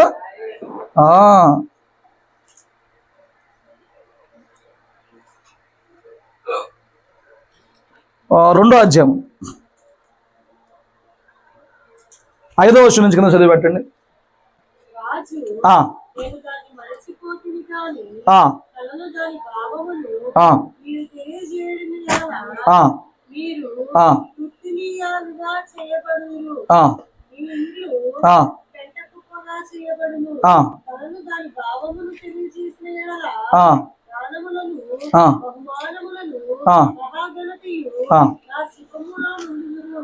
నా సముఖమున ఆ, కనుక ఆ. కలను దాని భావమును తెలియజేయుడనిగా వారు రాజు ఆ కళ్ళను తమరి దాసులమైన మాకు చెప్పిన మేము దాని భావమును తెలియజేస్తామని మరలా ప్రత్యుత్తం ఇచ్చిరి. అందుకు రాజు ఉత్తరం ఇచ్చి చెప్పినదేమనగా, నేను మరిచి ఉండుట చూచి మీరు కాలహరణము చేయవలని మీరు కనిపెట్టుచున్నట్లు నేను బావుగా కాలము గడపవల్లని అబద్ధము మోసపు మాటలు నా ఎదుట పలుకును ఉద్దేశించి ఉన్నారు. మీరు కళను చెప్పలేకపోయినలా చెప్పిన మాట ఖండితము గనుక కళ్ళ నాకు చెప్పండి. మీరు కళ చెప్పండి, భావం చెప్తారని నేను నమ్ముతాను అంటాడు. అందుకు వాళ్ళు ఏమంటారు, భూమి మీద ఏ మనుషుడు రాజు అడిగిన సంగతి చెప్పలేడు, ఏ చక్రవర్తి కూడా చెప్పలేడు. చూడండి 11, రాజు విచారించిన సంగతి బహు అసాధారణం. ఎలాంటిదంట? దారుణమే. దేవతలు కాక మరెవరి సంగతి చాలరు. దేవతల నివాసములు శరీరుల మధ్య ఉండవు కదా. ఇప్పుడు చూడు, అందుకు రాజు కోపం తెచ్చుకుని అత్యాగ్రహము గలవాడై ఆగ్రహం కలిగిన వాడే. బబులోను జ్ఞానులందరినీ సంహరింపవలెనని ఇప్పుడు ఏమైంది రాజుకి? కోపం వచ్చి ఎందుకు వచ్చింది? మా అమ్మ ఈ దేవతలు తప్ప ఎవరు చెప్పలేదు. ఇంకొంచెం చెప్పు, ఇంక కరెక్ట్గా చెప్పు, అర్థమయ్యేలాగా. దాన్నే అదే మాట అర్థమయ్యేలాగా చెప్పు. చేయమంటే పని చేయట్లా, పని చేయమంటే చేయట్లా. ఎందుకు చేయట్లా? బద్ధకానిక?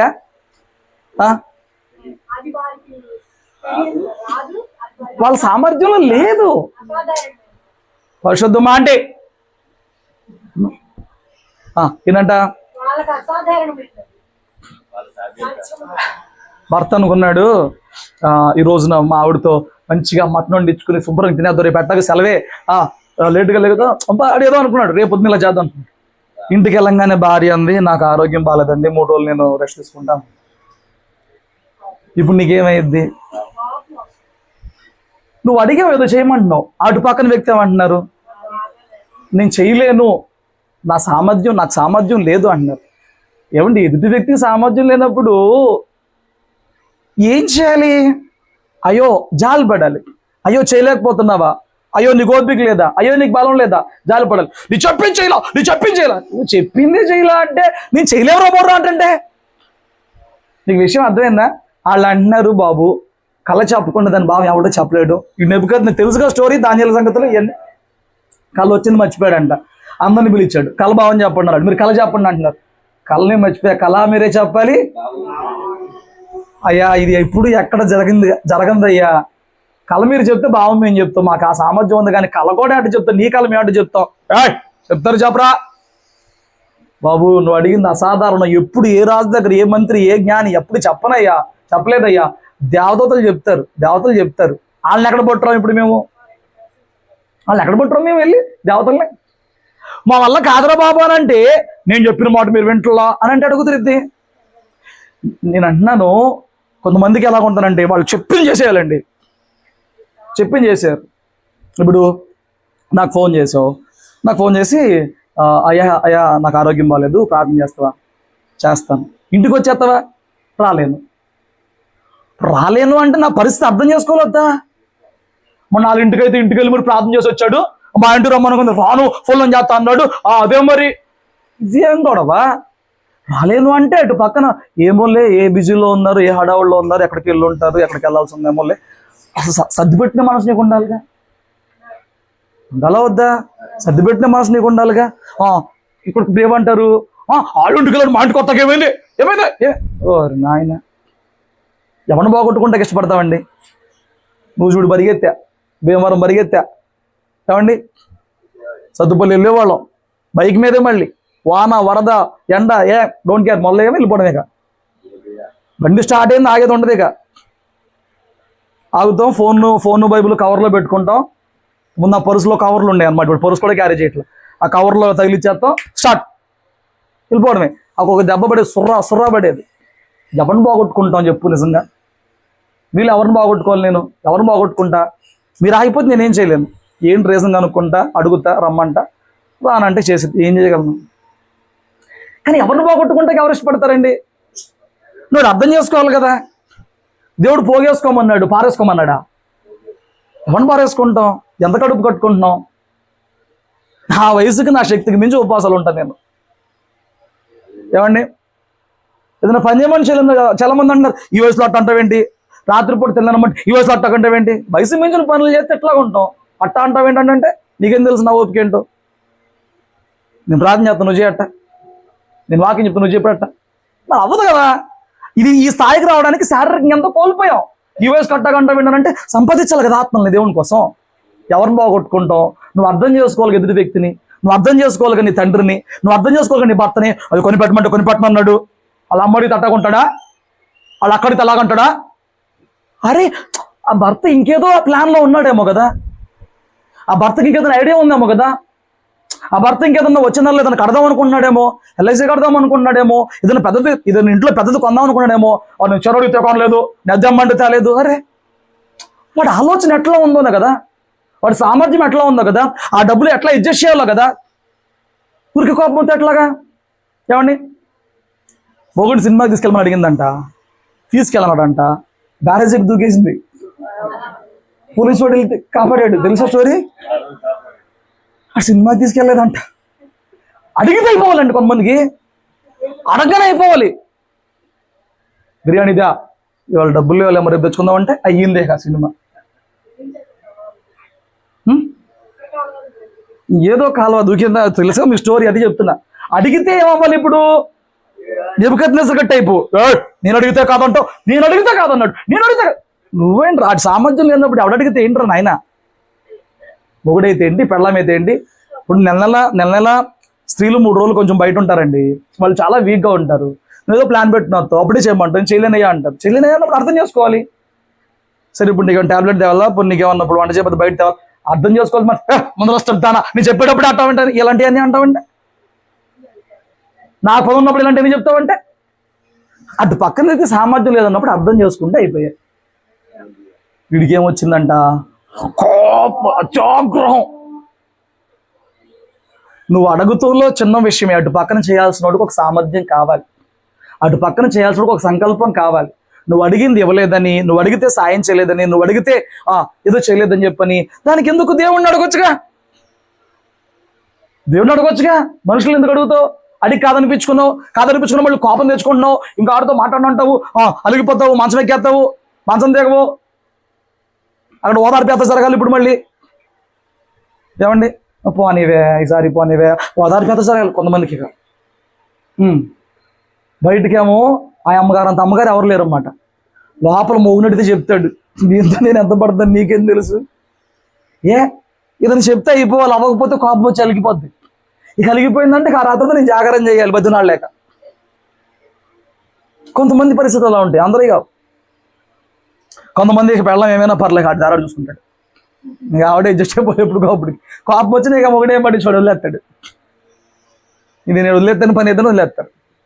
కానీ అక్కడ కోపం ఎందుకు వస్తుంది? నేను అడిగింది కాదంటున్నారు, నేను అడిగింది కొన్న అంటున్నారు, నేను అడిగింది చేయను అంటున్నారు, నేను అడిగితే తీసుకెళ్ళాలంటున్నారు, నేను అడిగితే తేన అంటున్నారు.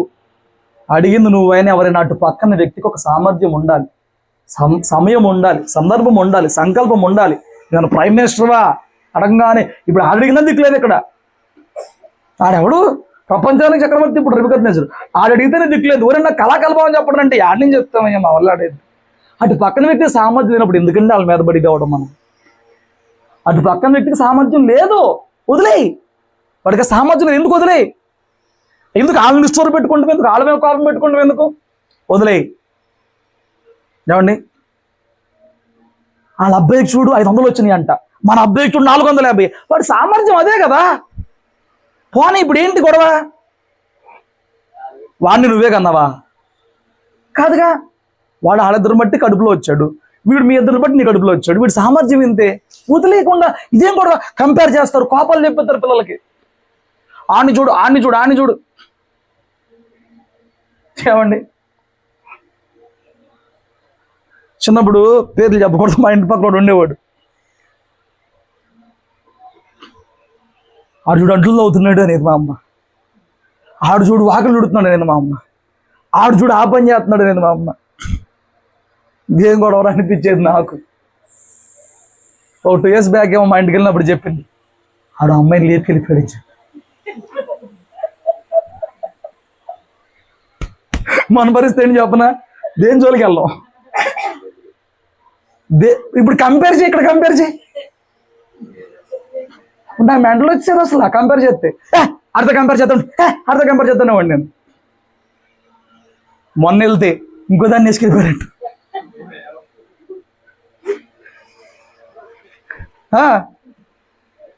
నేను మనసులో నవ్వుకున్నా. ఒకప్పుడు కంపేర్ చేసేది మా అమ్మ. పిల్లల్ని ఇప్పుడు కంపేర్ చేయకూడదు.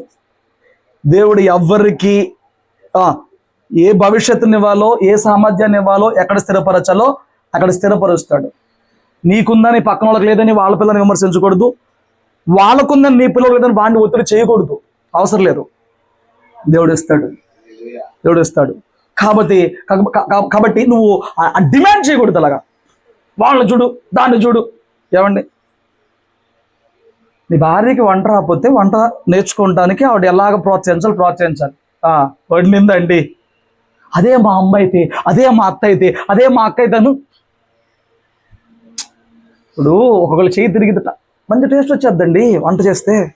ఒకళ్ళకి రాదు, ఎంకరేజ్ చేద్దాం, ప్రోత్సహిద్దాం. నాకు ఎవ్వరు ఏదైనా పెట్టని, నేను చెప్తా సూపర్ బాగున్నది చెప్తా. అటు పక్కన వ్యక్తి కష్టాన్ని ఎప్పుడు డిసప్పాయింట్ చేయకూడదు. ఎంకరేజ్ చేయి. అంతా బాగుంది కానీ ఇది ఒకటైతే బాగుండేదేమో అలా చెప్పు. అయ్యా ఎట్టుంది వంట, వండావులే. అప్పుడు ఏమైంది చెప్పు.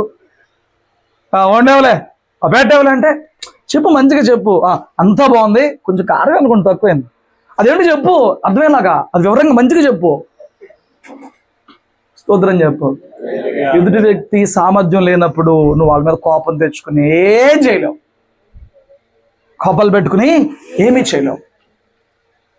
నీకు సామర్థ్యం లేదని చెప్పని దేవుడు కూడా నేను ఈ బిడ్డను కోరుకున్నా, ఇప్పటికేం చేయట్లేదని ఈ పాటికే ఆయన నిర్ణయం తీసుకుని ఉంటే ఏమయ్యేదాన్ని, ఈ పాటికైనా కోపం వచ్చి ఉంటే ఏమయ్యేదాన్ని. ఇంతకాలమైంది రక్షించి ఒక ఆత్మ నా దగ్గర తేలేదు, ఒక చోట నా నామాన్ని మహింపరచలేదు, ఒక ఆత్మ కోసం కన్నీరు కాచలేదని చెప్పని దేవుడికి కూడా నీ మీద కోపం వచ్చి ఉంటే ఏమయ్యేది. ఆయన నీకు ఇంకా సమయం ఇస్తున్నాడు, ఆయన నీ పట్ల ఇంకా దీర్ఘశాంతము కలిగి జీవిస్తున్నాడు. నీకు ఇలా చీటికి మాటికి కోపం వస్తే ఏమండి, నీ కోపం ఏం చేస్తుందనంటే దేవుని నీతిని నెరవేర్చదు. హల్లెలూయా.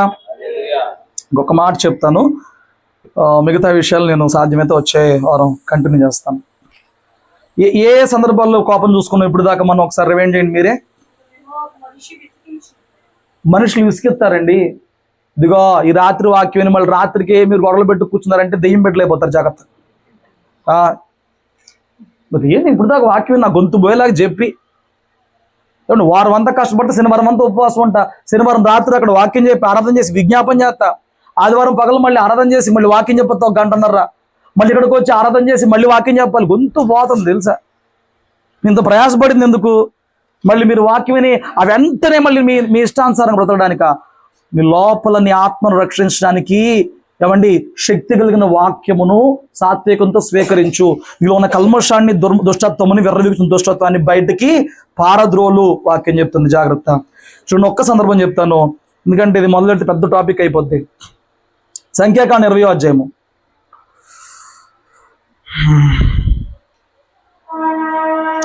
మొదటి 3 మాటలు చదవండి.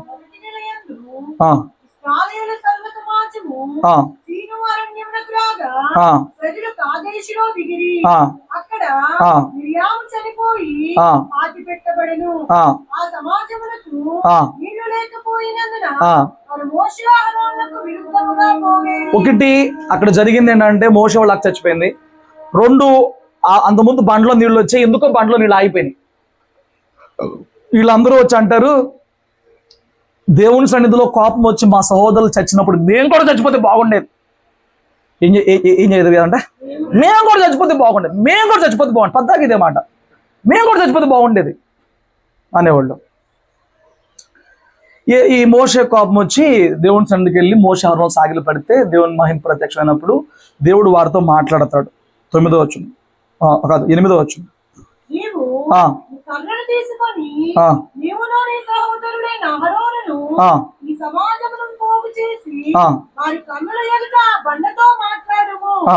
అది నీళ్లనిచ్చును. ఏం చెప్తున్నాడు? కర్ర తీసుకెళ్ళు, బండ దగ్గరికి వెళ్ళు, బండతో మాట్లాడు, అంతేగా చెప్పింది.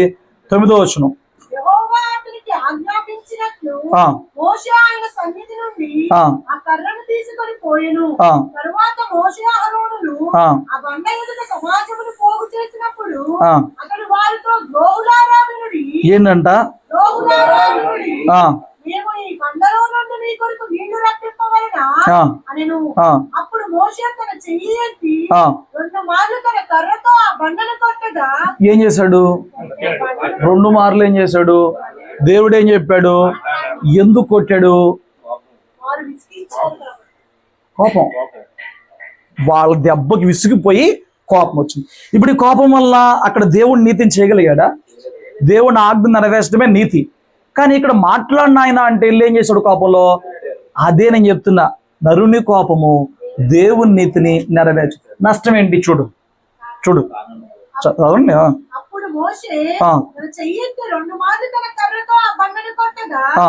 నీళ్లు సమృద్ధిగా ప్రవహించెను. నీళ్ళు ఇచ్చాడు, నీళ్ళైతే ఆపలేదు. సమాజమును ఆ. పశువులను త్రాగెను. ఆ. అప్పుడు యెహోవా ఆ. మోషే అహరోనులతో మీరు ఇజ్రాయెల్ల కన్నుల ఎదుట నా పరిశుద్ధతను సన్మానించినట్లు నన్ను నమ్ముకొనకపోతే గనుక ఈ సమాజమును నేను వారికి ఇచ్చిన దేశంలోనికి మీరు తోడుకొని పోరని చెప్పెను. ఎంత పెద్ద పాపం చేశాడండి? వ్యభిచారం చేశాడా? నరహత్య చేశాడా? ఎవరు కొంపన్న కూల్చాడా? ఎవరిదైనా దోచుకున్నాడా? ఏమి లేదు. దేవుడు చెప్పింది చెయ్యకపోవడానికి కోపం, తన కోపం పనిచేసి అక్కడ దీర్ఘశాంతం ఉండాలి. నాకు దేవుడు ఈ మాట చెప్పాడు అనే మైండ్ ఉండాలి. అది పోయి అక్కడ ఏమొచ్చింది? కోపం. కోపం. ఆ కోపంలో ఏం జరిగిందో చెప్పనా? కీర్తన 106లో ఒక మాట రాసి ఉంటుందండి, వినండి. పర్లేదు, ఇంతకుముందు 2 గంటలు చెప్పేవాడిని, ఇంకా గంట అయింది, ఏం పర్లేదు వినండి. 106 32, 33. మొరీబా జలము యొద్ద మెరీబా జలముల యొద్ద మెరీబా జలముల యొద్ద ఆ, వారు ఆయనకు కోపము పుట్టించిరి. ఆ, కావున వారి మూలముగా ఆ. మోషేకు బాధ కలిగింది. ఎట్లనగా ఆ. వారు అతని ఆత్మ మీద తిరుగుబాటు చేయగా ఆ. అతడు తన పెదవులతో కాని మాట, ఒక బూతు మాట అన్నాడు. కాని మాట అక్కడ ద్రోహులారని పెట్టాడులే కానీ ఇక్కడ చెప్తున్నాడు దాని మర్మాన్ని. కాని మాట, అనగోడని మాట ఒకటి అన్నాడు. పరిశుద్ధ మాంటి అయిపోయింది. కాని మాట అన్నాడు. ఏమండి, దేవుని మందిరంలో అప్పుడు దాకా ఆరాధన చేస్తారండి. అసలు అప్పుడు దాకా సాక్ష్యం చెప్పమంటే అసలు అబ్బో, అసలు ఆ నెత్తి మీద ముసుకేసుకుని బైబిల్ పట్టేసుకుని ఏడుచుకుంటా అబ్బో. అయిపోయింది. కాసేపటికి ఎవరన్నా కలపంగానే గ్రీకు, లాటిన్, అరామిక్ మొత్తం లాంగ్వేజ్ వచ్చేస్తాయి బయటికి.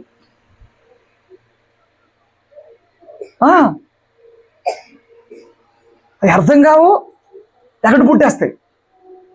ఏమండి, మోషే ఎన్నిసార్లు అలా మాట్లాడాడు? చెప్పాలి. ఒకే ఒక్కసారి కాని మాట నోట్లోంచి వచ్చింది. దేవుడు ఏం చేశాడు? ఫైనల్ తీర్పు ఇచ్చాడు. నేను వెళ్ళి బండతో మాట్లాడమన్నా, నువ్వు ప్రజలతో మాట్లాడు, బండనేమో కొట్టావు. పోనీ ప్రజలతో ఏం మాట్లాడాడు? చూడండి రా అన్నాడా? పోనీ కాని మాట, అనకూడని మాట. నువ్వు దేవుని బిడ్డనమైనాక నీ నోటికి ఒక కంచె ఉండాలి, నీ నోటికి ఒక హద్దు ఉండాలి, నీ నోటికి ఒక జాగ్రత్త ఉండాలి. నోటికి భక్తిహీనుల ముందు చెక్కం పెట్టుకోవాలి. తెలియకపోతే బుద్ధి జ్ఞానం రాకపోతే ఇప్పటికైనా అట్లాగా భక్తిహీనులు నోటికి చెక్కం పెట్టుకో. పిచ్చి మాటలు రావు. అప్పుడు చెక్కం పెట్టుకోవాలి నోటికి. ఎద్దుకు చెక్కం ఎందుకు పెడతారండి?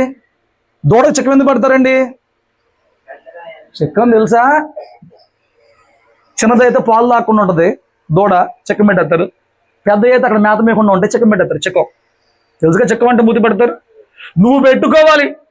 భక్తిహీనులు నీ ముందు ఉంటే నువ్వు పెట్టుకోవాలి, నోటికి చెక్కం పెట్టుకోవాలి. ఎన్నాళ్ళ మందిరంకి వచ్చిందో రాదండి జ్ఞానం. మోషే ఒక్కసారి నోరు పాడు చేసుకుంటే మోషే కోపము ఒక్కసారి అతనికి వచ్చి దేవుని పనిని కొంచెం తారుమారు చేస్తే దేవుడు దేని కొరకు పిలుచుకున్నాడు, దేని కొరకు 40 సంవత్సరాలు ఆ అరణ్యములో గొర్రెలు మేపేవాడిగా మార్చి సాత్వికం నేర్పించాడు, దేని కొరకు మోషేని బతిమలాడి అద్భుతాలు చేసి పిలుచుకున్నాడు, దేని కొరకు మోషేని పుట్టించాడు, ఆ మోషేని దానిలోకి వెళ్లకుండా ఆపేశాడు. కోపం కోపం మరి నీ కోపం నీకేం తెచ్చిపెడుతుంది? నీ కోపం నీకేం తెచ్చిపెడుతుంది అనుకుంటున్నావు? రాత్రి దేవుడు కోరుతున్నాడు, దీర్ఘశాంతం కలిగి ఉండగలవా? ఉండాలంటే ప్రార్థన చేసినప్పుడు ఆవిడ కోపం పోయింది. ఉండాలంటే దేవుణ్ణి ప్రేమను జ్ఞాపకం చేసుకోవడం, ఉండాలంటే ఎదుటి వ్యక్తి సామర్థ్యాన్ని గుర్తించగలగడం, ఉండాలంటే ఎలాంటి పరిస్థితుల్లో కూడా దేవుడు చెప్పింది చేయాలని చెప్పని బలమైన సంకల్పం కలిగి ఉంటాం. దేవుని చిత్తం చేయాలి. దేవుడు చెప్పాడు, బూతు మాటలు మీరు రానియొద్దు, కోప మాటలు రాని, సరసత్వ మాటలు రానియొద్దు చెప్పాడు. సంకల్పం ఉండాలి చేయాలని చెప్పని. అప్పుడు నువ్వు ఆ కోపము జయించగలుగుతావు. ఏమండి, నీ అంతరంద్రియముల్లో కోపం సుఖంగా నివాసం ఉంటుందేమో గమనించుకో ఒకసారి. నీ అంతరంద్రియంలో ఏముంటుందో పరిశీలన చేసుకో. నీ అంతరంద్రియంలో వాక్యం నివాసం ఉంటే నీ బ్రతుకు రాబోయే రోజు ఎలాగ మార్చబడుతుందో, ఎలాగ దీవించబడుతుందో, ఎలాగ ఫలించబడబోతుందో నీ అంతరంగంలో వాక్యం నివసిస్తే. నా వాక్యంలో ఎప్పుడన్నా చెత్త పడిందా మీకు? అసలు పనికిమాల సోది కానీ, లోకంలో ముచ్చట్లు కానీ, పెట్ట కథలు కానీ, ఏమండి కుళ్ళు జోకులు కానీ ఎప్పుడన్నా విన్నారా మీరు?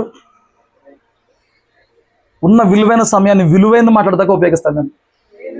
మరి నువ్వు ఆ విలువైన మాటలు పొందుకుని ఏం చేస్తున్నావు? నా పనికి నేను లెక్క చెప్పగలను దేవుడికి. నువ్వు విన్న తర్వాత నువ్వు వినడానికి లెక్క చెప్తావు దేవుడికి? వినడానికి వేగిరి పడమన్నాడు, మాట్లాడడానికి నిదానించమన్నాడు, కోపించడానికి ఇంకా నిదానించు. అంతరంగంలో వాక్యం పెట్టుకోమన్నాడు, నువ్వు అంతరంగంలో కోపాన్ని పెట్టుకుంటున్నావు, మృగాన్ని పెట్టుకుంటున్నావు. జాగ్రత్త. మోషే నష్టపోయిన తర్వాత 3 సార్లు ప్రార్థన చేశాడు, అయ్యా ఒక్కసారి అడుగు పెట్టినా చంపే పర్లేదయ్యా, కానాన్లో ఒక్కసారి అడుగు పెడతానయ్యా అంటే ఈ విషయం గురించి ఇంకా మాట్లాడమాక, లేదు ఛాన్స్ లేదు, ఈ విషయం గురించి నువ్వు మళ్ళీ అడగమాక అని చెప్పేశాడు. అంతే. 3 సార్లు అడిగాడంట. దేవుడు చెప్పాడంట, నువ్వు ఈ విషయం గురించి మరి నా దగ్గర ప్రార్థన చేయి. అయిపోయింది నీకు ప్రార్థన చేయమాక. ఎన్ని కోల్పోతున్నావో తెలుసా? నువ్వు ప్రార్థన చేసిన తక్కువ అనుకుంటున్నావేమో, ప్రార్థన చేస్తే వస్తాయి అనుకుంటున్నావేమో. కోపంలో మూర్ఖత్వం వలన దేవుని నీతిని నెరవేర్చకపోవటం వలన కోల్పోయిన ఆ దీవెనలు మోషే లాంటి ఎడితేనే వల్ల. నీకు కోపం వచ్చినట్టు, ఆవేశం వచ్చినట్టు, సంతోషం వచ్చినట్టు, నీ ఉద్రేకాలన్నిటి అదుపు చేసుకోలేక నచ్చినట్టు బ్రతికేసి మందిరంలోకి వచ్చి ప్రార్థన చేసి ఇచ్చేస్తాడు దేవుడు. ఏమనుకున్నావు దేవుడు అంటే? జేబులో ATM కార్డు పెట్టి తీసే డబ్బులు వచ్చేస్తాకి. దేవుడు అంటే ఏమనుకుంటున్నావు? నువ్వు నచ్చినట్టు చిందులేస్తావా? మందిరంలోకి వచ్చి ప్రార్థన చేస్తావా? దేవుడు మేలు చేయాలంటావా? ఈ మేలు రాదు, ఏమి రాదు. మోషే లాంటివాడికే వాళ్ళ ప్రార్థన జవాబు. ముందే ఉండాలి. హల్లెలూయా. ముందే ఉండాలి ప్రార్థనలో. నీ కోపము నరునిందిని నెరవేర్చదు. దైవిక కోపం కలిగి ఉంటే, దైవిక రోషం కలిగి ఉంటే అది దేవుని చేత నెరవేరుస్తానికి ఉపయోగపడేది. దాని వివరం ఏంటో వచ్చేవారని చెప్తా. దేవుడి మాటలు దీవించును గాక. ప్రార్థన చేసుకున్నాం. తల్ల వంచండి.